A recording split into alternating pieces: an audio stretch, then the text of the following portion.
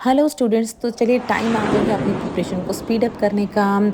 जैसे कि आप सब जानते हैं कि आपके अलग-अलग स्टेट वाइज़ बहुत सारे फार्मासिस्ट एग्ज़ाम होने वाले हैं इस साल। तो आपको देंगे हम क्विक फार्मा एमसीक्यू डोज़, जो कि हम ऑलमोस्ट डेली बेस पे, रेगुलर बेस पे अपलोड करेंगे, जहाँ पर बहुत अच्छे से एमसीक्यू और उनके एक्सप्लेनेशन के साथ हम आपसे सबको शेयर करेंगे। तो चलिए स्टार्ट करते हैं। ये फर्स्ट क्वेश्चन पूछ रहे हैं आपसे, ऐसे कौन से एनेस्थेटिक्स हैं, ऐसा कौन सा एनेस्थीसिया है जो कि दिया जाता है सरफेस पेन से रिलीफ दिलाने के लिए, टॉपिकल, लोकल, रीजनल या जनरल। तो देखिए बच्चों, सारे ही तरह के जो हैं ये सारे ही एनेस्थेटिक्स ही होते हैं, बट आंसर है इसका ऑप्शन ए। टॉपिकल एनेस्थेटिक्स ऐसे एनेस्थेटिक्स होते हैं जिनको सरफेस पेन से रिलीफ दिलाने के लिए इनको दिया जाता है। इन तरह के जो टॉपिकल एनेस्थेटिक्स होते हैं उनमें क्या होता है, ये क्या करते हैं, जो सरफेस होता है स्किन का या म्यूकस मेम्ब्रेन के सरफेस को थोड़ी देर के लिए नम यानी सुन्न कर देते हैं, ताकि कोई भी जो सर्जिकल प्रोसीजर कैरी आउट करना है उस स्किन के सरफेस पे वो किया जा सके। ये जो सरफेस नम करना या सुन्न करना उस बॉडी पार्ट को, ये जो भी चीज़ें होती हैं ये बहुत ही टेम्पोररी यानी थोड़ी देर के लिए होती हैं। थोड़ी देर के लिए पेन से आराम मिल जाता है, ताकि जो भी सर्जरी के दौरान जो भी कटिंग हो रही है बॉडी पे या कुछ भी हो रहा है तो वो पर्सन को फील ना हो। तो यही आपको यहाँ बताया है। किस तरह के प्रोसीजर्स में इसको यूज़ किया जाता है, तो minor skin surgeries, minor dental procedures, और जब आईवी लाइंस को इंसर्ट किया जाता है, आईवी लाइंस को लगाया जाता है पर्सन की बॉडी में, तो थोड़ी देर के लिए इस तरह के टॉपिकल एनेस्थेटिक्स उनको दे दिए जाते हैं। ये जो है देखिए, टॉपिकल एनेस्थेटिक पूरी एंटायर बॉडी को अफेक्ट नहीं करता है, सिर्फ एक टॉपिकल पार्ट, एक पर्टिकुलर पार्ट पे ही ये अपना इफेक्ट शो करता है। नेक्स्ट क्वेश्चन पूछ रहे हैं, ऐसे कौन से एनेस्थेटिक्स हैं जिनको बहुत ही कॉमनली यूज किया जाता है डेंटल एंड सर्जिकल प्रोसीजर्स के दौरान, टॉपिकल, लोकल, रीजनल या जनरल। तो बच्चों इसका आंसर है ऑप्शन बी।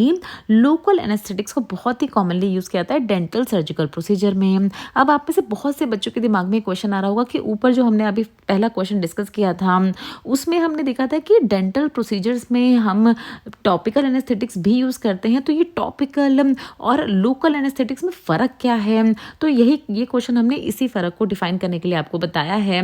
देखिए, टॉपिकल एनेस्थेटिक्स जो होते हैं उनको टॉपिकल एनाल्जेसिया के नाम से भी जानते हैं। ये जो टॉपिकल एनेस्थेटिक्स या टॉपिकल एनाल्जेसियाज होते हैं इनको इंजेक्ट नहीं किया जाता, मतलब किसी नीडल की ज़रूरत नहीं पड़ती, इंसर्ट करने की ज़रूरत नहीं पड़ती है स्किन के अंदर।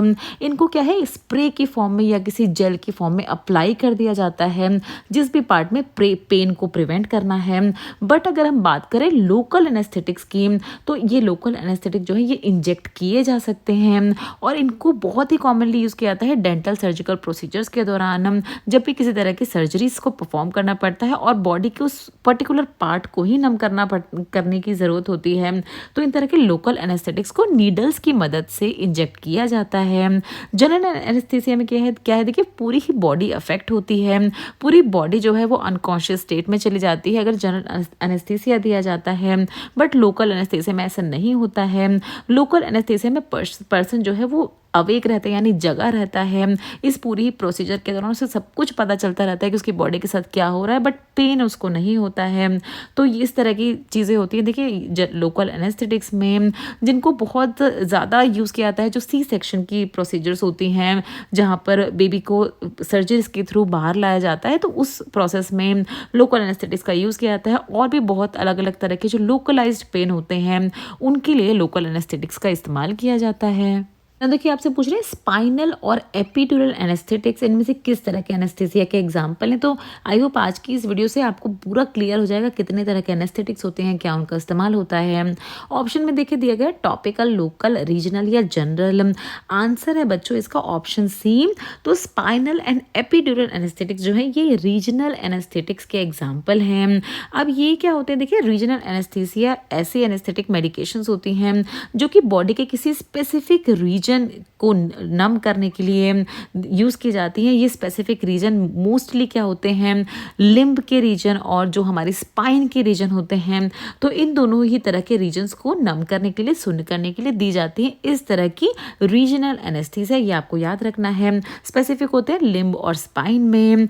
इस तरह की एनेस्थीसिया जो है ये ब्लॉक करते हैं पेन के सेंसेशन जिस भी टारगेटेड एरिया के लिए इसको दिया जा रहा है, जिससे कि पेशेंट जो है इन प्रोसीजर्स के दौरान भी पेशेंट जो है वो अवेक और अलर्ट रहता है, उसको पूरी तरह वो अनकॉन्शियस नहीं होता है। अब देखिए ये जो स्पाइनल और एपिड्यूरल एनेस्थीसिया है, ये दोनों ही एग्जांपल है रीजनल एनेस्थीसिया टेक्निक के, बट इनमें दोनों में डिफरेंस है। जो स्पाइनल एनेस्थीसिया होता है उसमें क्या होती है, जो एनेस्थेटिक मेडिकेशन है उसको इंजेक्ट किया जाता है कहाँ पर बच्चों, तो सेरिब्रोस्पाइनल फ्लूइड में मेडिकेशन को इंजेक्ट किया जाता है, एनेस्थीसिया को इंजेक्ट किया जाता है। ये सेरिब्रोस्पाइनल फ्लूइड कहाँ प्रेजेंट होता है, तो स्पाइनल कॉर्ड के अराउंड प्रेजेंट होता है सेरिब्रोस्पाइनल फ्लूइड, और वहाँ दिए जाते हैं स्पाइनल एनेस्थीसिया। जबकि अगर हम बात करें एपिड्यूरल एनेस्थीसिया की, तो इनको कहाँ दिया जाता है, इनको इंजेक्ट किया जाता है एपिड्यूरल स्पेस में, जो कि स्पाइनल कॉर्ड को सराउंड करता है। तो इन दोनों में ही डिफरेंस है बच्चों, याद रखना है। स्पाइनल एनेस्थीसिया और एपिड्यूरल एनेस्थीसिया में दोनों ही टेक्निक जो है उनको यूज़ किया जाता है सर्जरीज, जैसे lower abdomen surgeries, pelvic surgeries and lower extremities की जो सर्जरीज होती है, लोअर पार्ट पे जितनी भी सर्जरीज परफॉर्म करनी पड़ती है बॉडी के लोअर हाफ पे, तो उनमें दी जाती है इस तरह की एनेस्थीसिया। ना देखिए पूछ रहे हैं आपसे एनेस्थीसिया जो अफेक्ट करता है टोटल बॉडी को, कौन सा एनेस्थीसिया है, वो टॉपिकल, लोकल, रीजनल या जनरल। आंसर है बच्चों इसका ऑप्शन डी। तो ये जनरल एनेस्थेटिक्स ऐसे एनेस्थेटिक्स होते हैं जो कि पूरी की पूरी बॉडी को अफेक्ट करते हैं, एंटायर बॉडी को अफेक्ट करते हैं। कॉन्शियसनेस जो है पूरी बॉडी की लॉस्ट हो जाती है, किसी भी तरह का सेंसेशन बॉडी में नहीं रहता है अगर इस तरह के एनेस्थेटिक्स को इंजेक्ट किया जाता है। इनको देखिए दो टेक्निक्स के थ्रू मेनली दिया जाता है, टिपिकली एडमिनिस्टर किया जाता है इनहेलेशन और इंट्रावेनस इंजेक्शंस के थ्रू।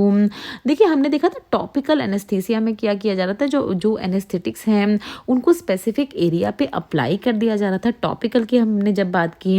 लोकल एनेस्थीसिया में क्या किया जाता है, जो स्पेसिफिक पार्ट है बॉडी का उसको नम किया जा रहा था। वही हमने रीजनल एनेस्थीसिया में देखा कि जो हमारे स्पाइनल स्पेस और एपिड्यूरल स्पेस में एनेस्थीसिया को इंजेक्ट करके ब्लॉक किया जा रहा था, काफ़ी लार्ज रीजन, मतलब जो हमारे लोअर बॉडी पार्ट है उनको पूरा ही नम कर देते हैं।